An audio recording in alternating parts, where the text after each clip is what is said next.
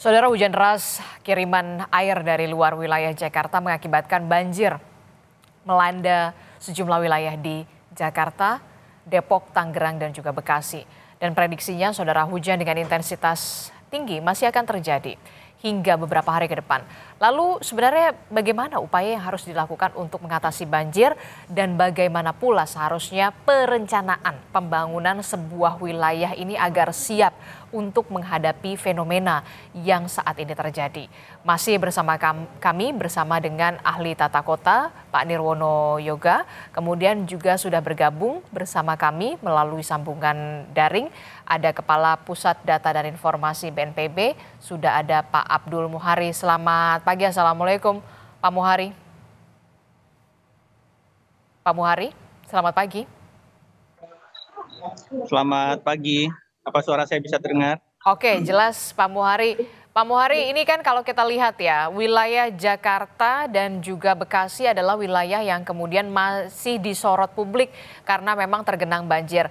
Menurut data yang didapatkan dari BNPB, di wilayah Jakarta berapa warga yang terdampak banjir, Bapak, dan juga di wilayah Bekasi juga seperti apa datanya?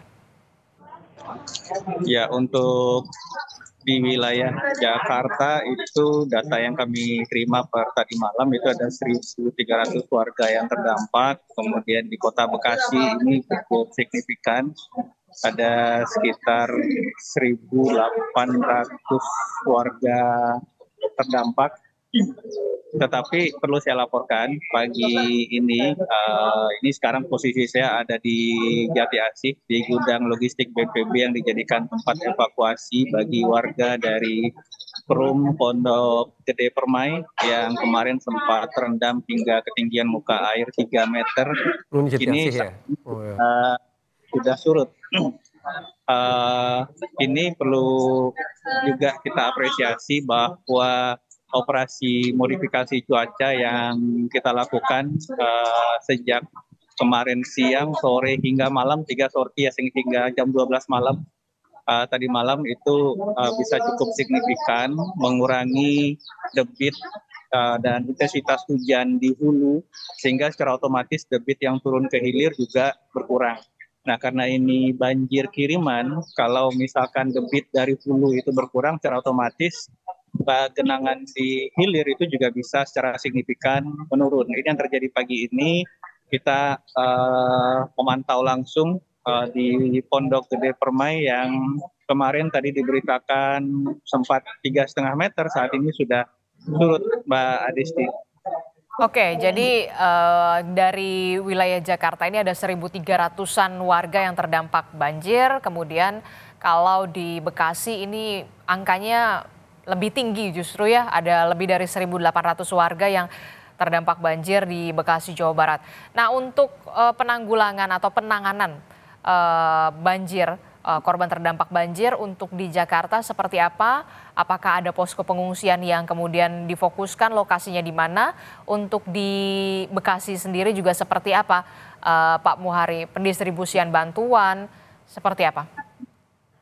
Iya, untuk penanganan banjir yang kita lakukan setelah kita rapat koordinasi penanggulangan banjir Jabodetabek kemarin pagi, itu ada 2 hal. Karena ini masuk fase kedaruratan, tentu saja fokus kita ada hulu dan hilir.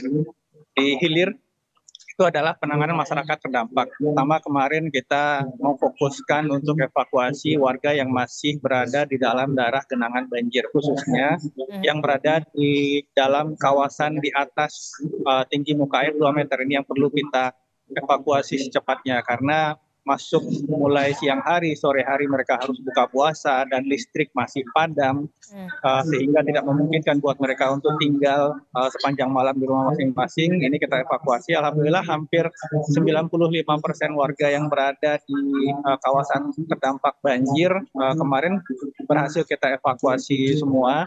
Sisanya memang warga yang memilih untuk tetap bertahan di rumah masing-masing dalam konteks menjaga barang-barang dan seterusnya.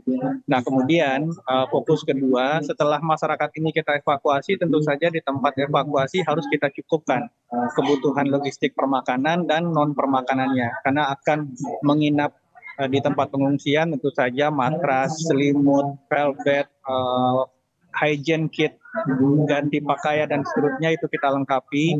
Di gudang logistik BPB itu sudah tersedia, dan itu saja yang paling penting kebutuhan mereka untuk buka puasa dan sahur. Ini juga sudah tersedia. Jadi pendistribusian bantuan baik itu berupa makanan dan juga kebutuhan lainnya masih terus didistribusikan. Kita akan dengarkan dulu keterangan dari Kepala Basarnas berikut ini. Kita akan simak bersama. Dan apa yang diinginkan masyarakat ingin selamat itu juga menjadi tugas kami untuk ingin segera menyelamatkan. Jadi itu yang kita lakukan. Sekali lagi terima kasih atas dukungan kerja kerasnya dari seluruh potensi SAR. Kami mendapatkan laporan lebih dari 700 potensi SAR yang tergabung, khususnya dari TNI, dari Polri, kemudian dari sampai ke relawan-relawan yang bergabung secara kesadaran mendukung apa yang dilaksanakan oleh BNPB. Kemudian untuk tugas berikutnya dari SAR sendiri atau Badan SAR sendiri, kita ingin tetap bergabung mendukung kegiatan lanjutan yang dilaksanakan oleh BNPB dalam rangka mungkin kegiatan pemulihan ataupun pembersihan. Jadi kita sifatnya mendukung. Mungkin itu yang ingin saya sampaikan. Saya ingin mengajak kepada masyarakat, ini semuanya adalah bagian dari ujian yang memang harus kita jalani. Sehingga tetap jaga semangat, kemudian untuk tetap menghadapi kehidupan ke depan lebih baik lagi. Mungkin itu yang bisa saya sampaikan. Saya akhiri. Wassalamualaikum warahmatullahi wabarakatuh. Baik, Bapak Ibu sekalian sudah mendengar ya apa-apa yang disampaikan tadi otek-otek Pak Wali, Pak Komandan Basarnas. Nah sekarang giliran Bapak Ibu sekalian, barangkali mumpung ketemu kita ada yang perlu disampaikan, insya Allah kita akan jawab. Kalaupun nggak bisa terjawab nanti pasti disampaikan kepada yang punya wewenang dan tanggung jawab menjawab. Silakan, waktu dan tempat dipersilakan. Kalau ada yang bertanya silakan Bu.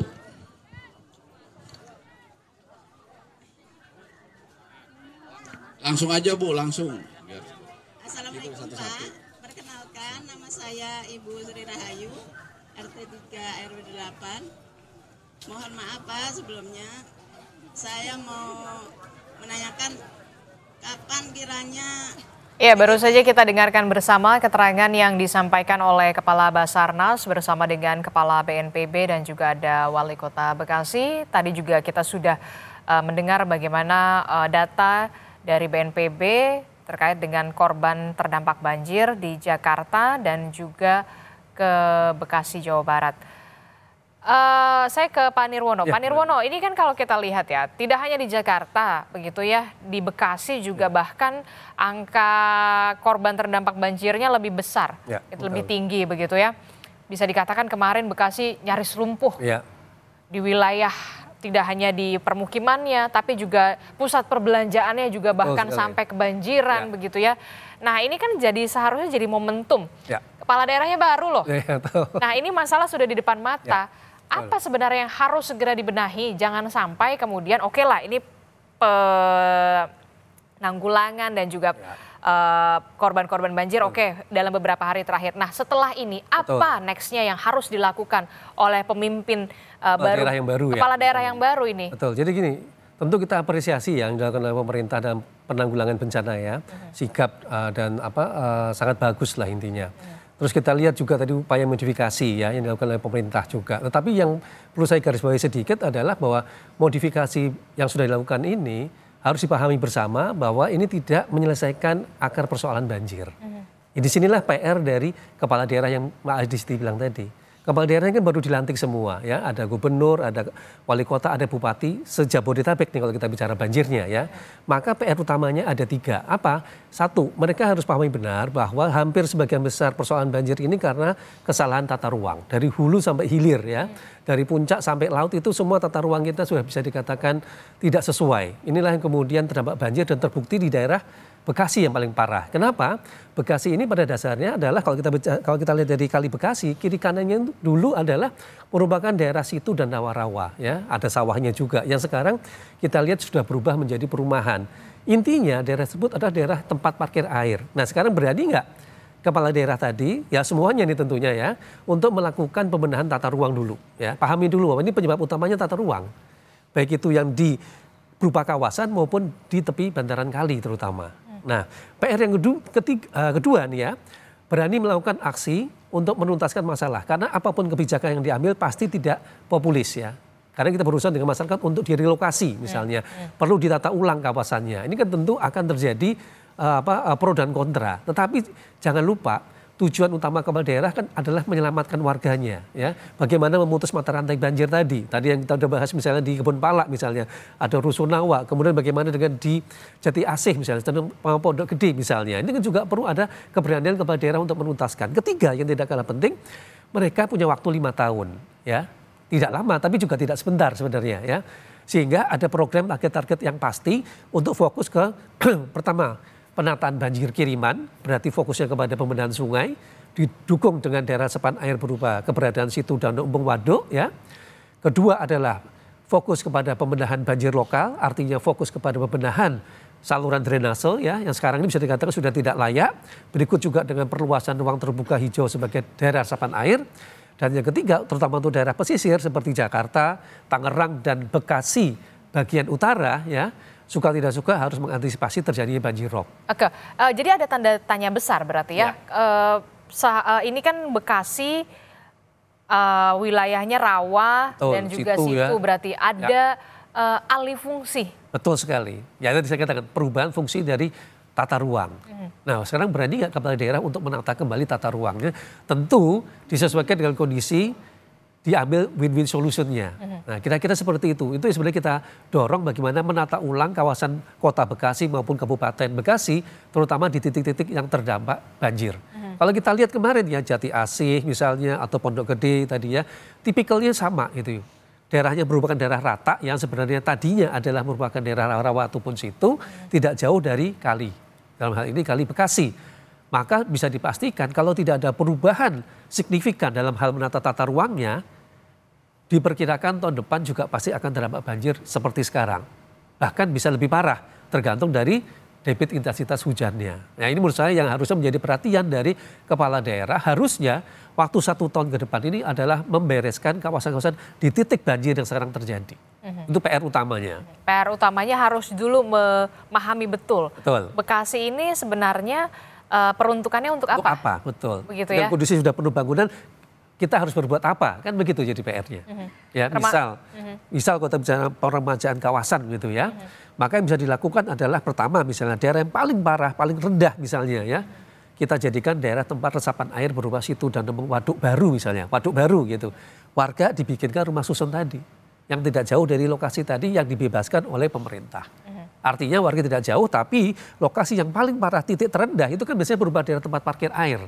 Kalau ini kita kembalikan fungsinya, paling tidak dia bisa menampung luapan air dari Kali Bekasi. Nanti identifikasi titik-titik tadi itu yang harus dilakukan kalau kita ingin memutus mata rantai bencana banjir di Bekasi. Oke, jadi harus diidentifikasi dulu daerahnya, begitu nanti akan mau dibuat seperti apa, jangan sampai kemudian peristiwa ini dari 2020, 2025 nanti berarti 2030 jangan sampai kita masih ada peristiwa semacam ini. Itulah yang kemudian harus benar-benar dicermati betul begitu. Apa solusi jangka panjangnya. Betul sekali Mbak Desti. Tidak hanya soal tambal sulam saja. Betul sekali. Nah, kita masih membahasnya bersama dengan Pak Nirwono dan juga Kepala Pusat Data Informasi BNPB Pak Abdul Muhari. Tapi sebelum itu saudara kita harus jeda sejenak. Tetaplah bersama kami dalam Breaking News Kompas TV.